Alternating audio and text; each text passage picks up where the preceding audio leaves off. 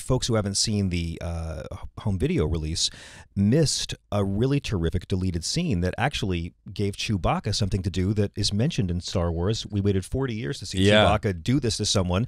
He finally does it, and it's to you. This was my idea as well. Really? After I finished my scenes on Jakku, I emailed JJ and really just trying to get myself more screen time. And I said, look, you know, the Empire used a homing beacon to track the Falcon to Yavin 4 in what we now call A New Hope. What if when Unkar was detailing the Millennium Falcon, which was his at that time, he found it and turned it back on again as a security device? So when Rey stole the Millennium Falcon, Unkar just looked at his iPhone and was like, okay, she's gone to this other planet, let's go there and get her. And I said, what if Unkar follows her and catches up with her? And JJ's like, okay, sure. And so we wrote this scene where Chewbacca, you know, tears his arm off.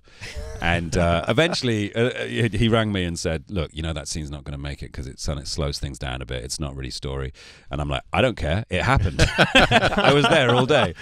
Yeah, it must have felt good to at least have it come out on the home video release. It was amazing. I don't care that it didn't get seen in the movie. For me, being on set all day, standing next to Chewbacca, and when Chewbacca is in Chewbacca mode, it's not a guy in a suit. Chewbacca is Chewbacca. I agree. It's uncanny. And you were in a suit, right? Or was yes, it all I was in a giant all just CGI? silicone. Oh wow! Yeah, with a mask, a head thing. They augmented my face to make it look less human. But yeah, and it was hot. And every time I got a little bit overwhelmed by it, I just look up and see Chewie, and it would be like my security blanket. I get that. I'm thrilled with the last two films how they've given Chewbacca a much better story arc than in Return of the Jedi or Revenge of the Sith. Yeah, he's a lovely character, you know, and that and I'm glad they went back to the slightly more old school way of him being presented. The team that create the suit and everything. You know, in the prequels, he had a sort of scowl. Suddenly, they tried to articulate his face a little bit. Didn't really work. But yeah, Chewie is. I mean, he's a walking, talking, living thing. Except when I must say, Jonas, who now says him because Peter Mayhew's gotten on some knee issues, so he plays him sitting down, but Jonas does all the standing up, is Finnish, and he's a young Finnish guy.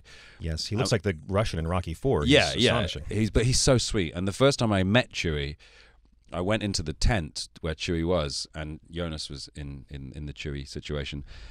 And I looked up like a child at Chewie, and this voice went, "Oh, hey man, how's it going?" And I went, "Shush, shush, shush, shush! Don't speak, don't speak." God, it sounds like Chewie joined ABBA. I know. And I said, "Just open your arms and hug me. Don't say anything."